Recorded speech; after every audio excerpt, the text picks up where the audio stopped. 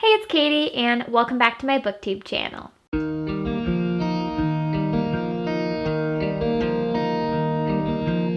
Today I will be reacting to episodes 7 and 8 of the Shadow and Bone series on Netflix, and I'm so excited. These are the last episodes of season 1, so I'm very excited to see how it ends, and I will also tell you guys my thoughts on what I'm hoping to see in season 2. And this will be more of a review than a reaction because after filming the first few episodes, I realized that Netflix does not let you screen record or take screenshots. So because I can't have the show up on the screen here, I'll be telling you guys the time codes and I will describe the scene that I'm talking about and what my reaction's for. So hopefully that will still be fun for you guys to watch. I know these are still fun for me to do for you guys. So I'm very excited. Let's just jump into episode 7. Okay, so we are only 5 minutes in and I feel like a lot has already gone down. So it looked to be a flashback of the Darkling, and he was in this cabin in the woods with this other girl who is a healer, and I feel like I should know who she is because he very clearly cared about her, and I can't think of who she is. So if you know, please let me know. I don't know if it was included in the books, but a bunch of people came for them and she ended up being murdered, and he looks absolutely devastated. So devastated and pissed off, and he ended up being able to break free from his restraints and use the cut on all of the people around him. And it was equally horrifying and kind of badass, and I'm impressed, but also it was really gross. But it's interesting to see more parts of the Darkling's backstory because he's been alive for so long, and I really liked seeing that other element, and hopefully you get to see more from his past. I feel like part of having him as the villain is kind of feeling for him as a person and then also being he's kind of a terrible person at the same time. So I like when you see little tidbits of his past and they make you care about him more than you would if he was just a normal villain. I forbid it. Now do you hear me?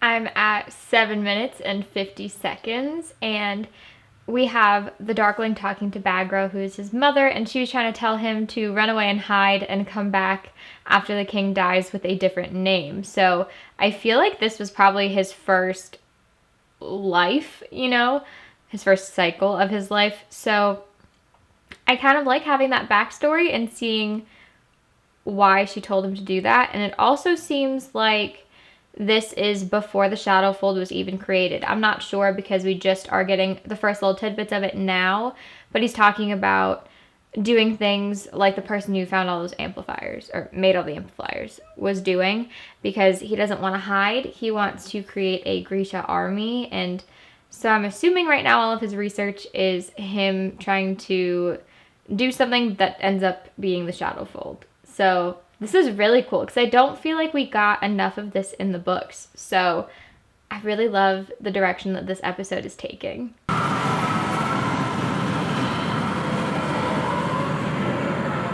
Yep, so we are now, let me see, 11 minutes in, and we just saw the Darkling create the Shadowfold, and it was honestly really cool. His acting was really great in that scene because first he just tried to take over the army, and then all of a sudden he started screaming and freaking out, and then it produced the Shadowfold. And I don't know how I expected it to be done, but I really liked it. And again, his acting was really great in that scene. That's probably one of his best scenes so far, I think. So I'm excited. I really like all these flashbacks. I feel like that's all I keep saying, but it's really nice to get a backstory and to actually see how the Shadowfold was created, because that's kind of a very pivotal part of the Shadow and Bone series and the show. So that's just really cool. I'm definitely fangirling. I can't look. You can watch a bullet tear through a man, but oh my goodness. too much. We're 13 minutes in, 13 minutes and 20 seconds in, and Inej is stitching up her wound. I feel like so many people in fantasy books and series like stitch up their own wounds, and that's just crazy to me. That sounds so painful. Like, it's not like she had anything to numb it. She's just going for it because it's not healing. And I can't even fathom that. Also, I'm so glad we saw some of the Six of Crows characters. But now Kaz is talking about them just returning to Ketterdam, and I feel like that's just sad. Like, he's giving up, and that doesn't seem like Kaz. So I'm curious to see what else happens with them. But maybe it's just setting it up for next season, where I think the events of Six of Crows will actually take place. So either way, I will be happy as long as we get a second season and get to see more of these characters, because I love them all so much.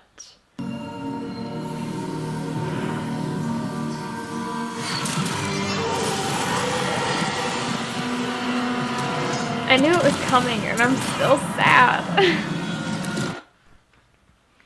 We are 17 and a half minutes in, and Alina and Mal were by the stag, and Alina put her hand on his little nose, and it was like a really beautiful scene, and I knew the Darkling and his men were coming, but I was still so sad when they shot the poor stag.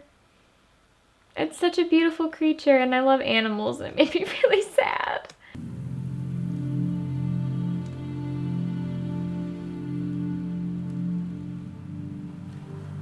That scene was so sweet. I am 23 minutes in, and we just had a whole scene with Kaz and Inej around a fire because Inej was going to leave since she doesn't want to go back to the menagerie. Well, not that she doesn't want to.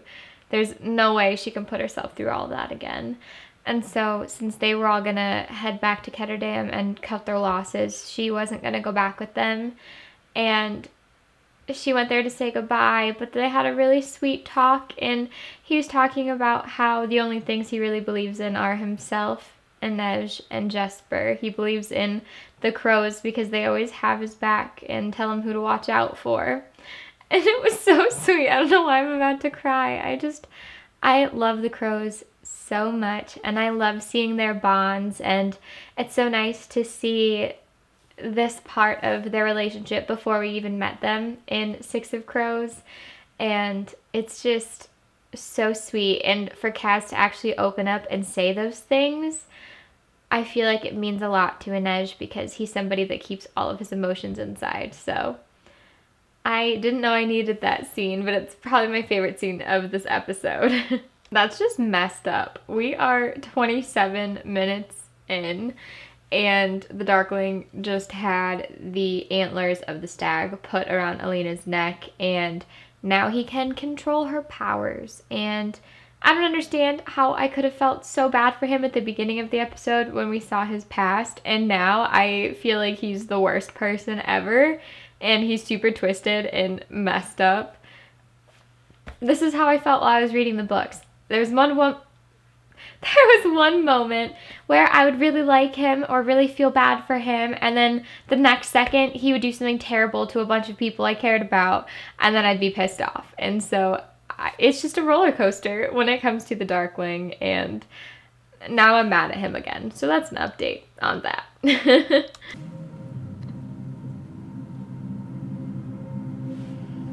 I am 32 minutes and 40 seconds in, and I feel bad for Alina. Her whole life is kind of falling apart. She now has the stag antlers like protruding out of her body.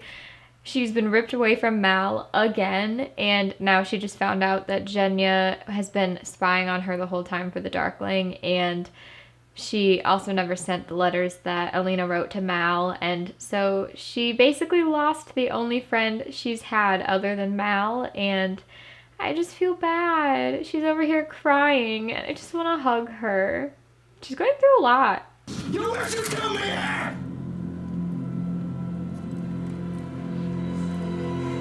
37 minutes in, and we basically just got a pissing contest between the Darkling and Mal over Alina, which I wasn't expecting because I really thought at least the Darkling was a little bit more subtle with his feelings toward Alina, but they basically were just going at it, and the Darkling's like, I don't need to kill you because you're weak and time will kill you for me, so like you can just chill out here and Alina will forgive me in the long run and then we'll be together.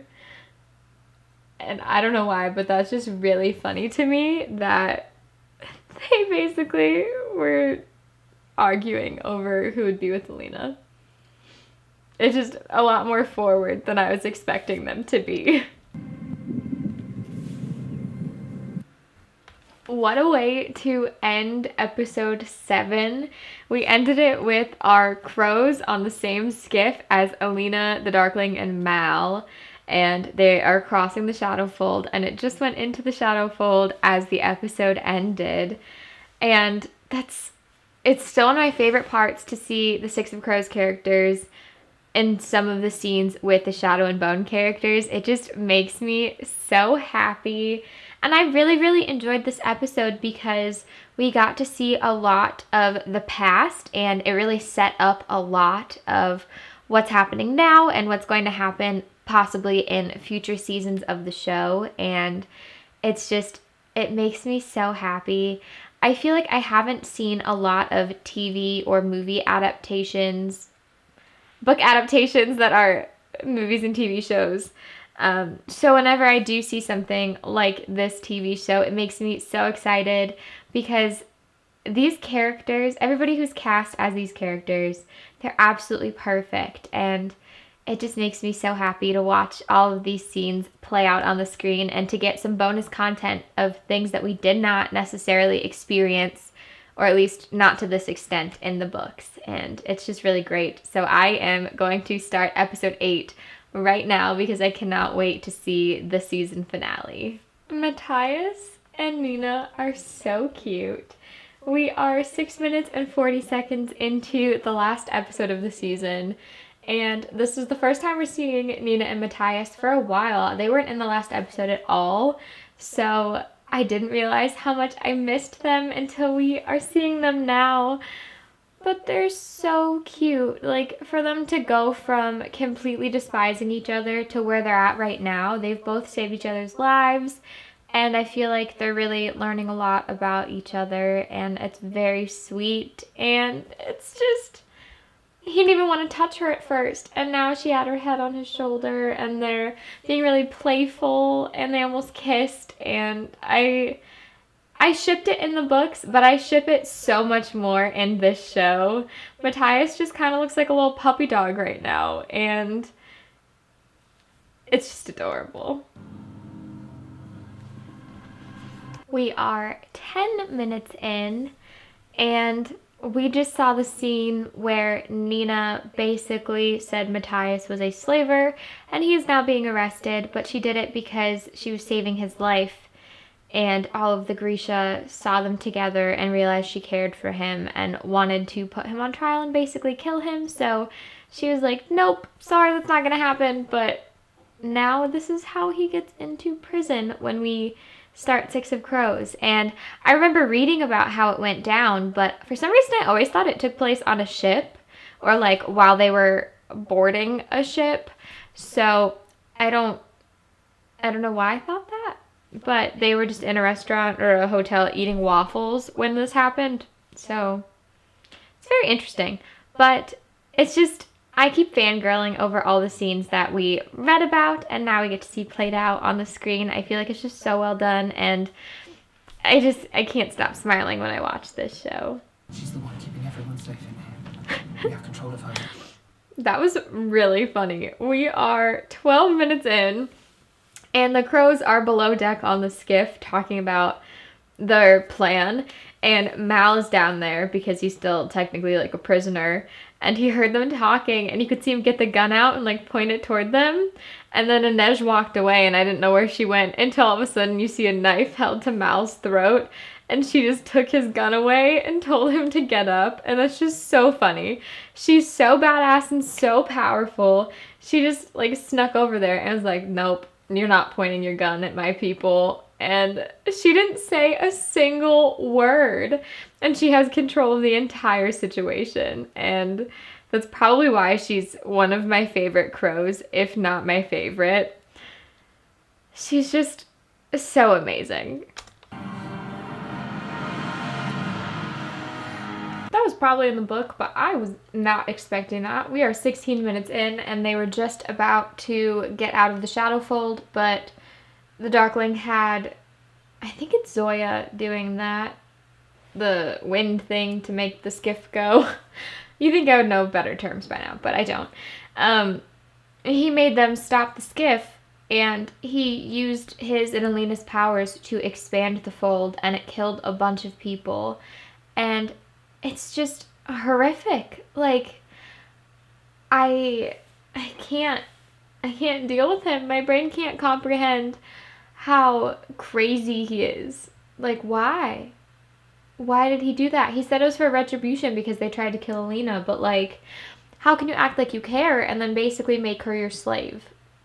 It doesn't make sense. Like, make it make sense. Anyway, we're gonna continue because I'm invested. Okay, we are 22 minutes in, and I have a couple things I want to mention. I just got caught up in the scene, so I didn't want to pause. But first of all, Inej is still so badass. She went up there to make Zoya start moving the skiff again, and she got into a battle with, I don't know his name, but the guy in the red that was up there with Zoya, and had such a cool fight scene with him. And then Zoya like threw him off the skiff, and then the two of them made a great duo for a little bit there, and it was honestly a duo I didn't know that I needed. And then a whole lot of stuff went down, and Inej came face to face with one of the Volcra, and she was out of blades, and she was just staring them down. And then Kaz came with his cane and took care of the Volcra and saved her. True love. I don't know. It's just so funny to me that like Kaz and Inej, their relationship, it's a very deep relationship, but it's not super lovey-dovey, and like you don't know that they have romantic feelings for each other. If they do, like you're just not sure. So the fact that he does things like that to prove that he cares, he shows through his actions, not really his words. And it's just so funny to me that it's like, yep, he killed this monster to protect her, so obviously they're in love. It's just, it's something else, you know? Careful! On to Kettledam next! I'm 36 minutes in, and we are back with Nina and Matthias, and he's now in a cell in the bottom of a ship. And obviously he's hurt, and he now kind of hates Nina again because, you know, he's been arrested for something he didn't do, and he wasn't conscious for the reason why she did it, and so he doesn't trust her anymore. And now he's going to Hellgate, which is where he is in Six of Crows. So the timeline is all adding up, and I just feel bad because they're both heartbroken in different ways, and now I am just excited to see their relationship play out in the next seasons because I really did enjoy it in Six of Crows, and I feel like it means more now that we got to see their past with our own eyes, but I feel bad for both of them. They were so cute together. What a way to end the season. We have the Darkling walking out of the Shadowfold, which everybody thought he was dead. I knew he wasn't, obviously, because of the books, but everybody assumed he was dead. And it ended with him coming out of the Shadowfold, turning around saying follow, and then these big like shadow monsters are following him out of the fold. And like, really, does he need more power? No, he definitely does not. That definitely does set up season 2 perfectly though. I am so excited for another season. I don't know if it's been renewed officially yet, but hopefully it has been because we have all said amazing things about it. I know there's a whole group of us that really liked this show and would love another season, and I just hope it happens. I'm excited to see the events of Six of Crows played out on the screen because I enjoyed the plot of those better than Shadow and Bone, I think. And I'm very excited to see how that works. And also, I want to meet Wylan so bad. And hopefully we get to see Nikolai and the twins from the second and third book in Shadow and Bone. I loved Nikolai. He carried the second book for me. He's probably my favorite character from the Shadow and Bone trilogy. And I hope we get to see him. I'm excited to see who they cast for him. I'm excited to meet Wylan. We have so many characters we have yet to meet and fall in love with, and I am just obsessed.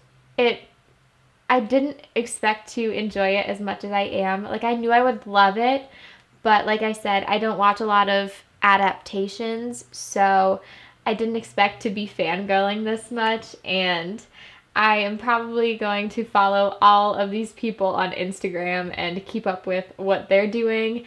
And I've been avoiding all like the interviews and stuff that the cast has done and all the games that they've played because I didn't want any spoilers for the show, even though I've read the books, but I didn't want any sneak peeks. I just wanted to give you guys my initial thoughts, and now that I've watched the show, I will probably go out and watch every single interview and video with this cast in it because I love them and I need something to hold me over until a potential season 2. So I feel like this was a successful adaptation. I feel like usually all of the people in the book community get really scared and really stressed when books get turned into movies or TV shows because usually it does not go too well.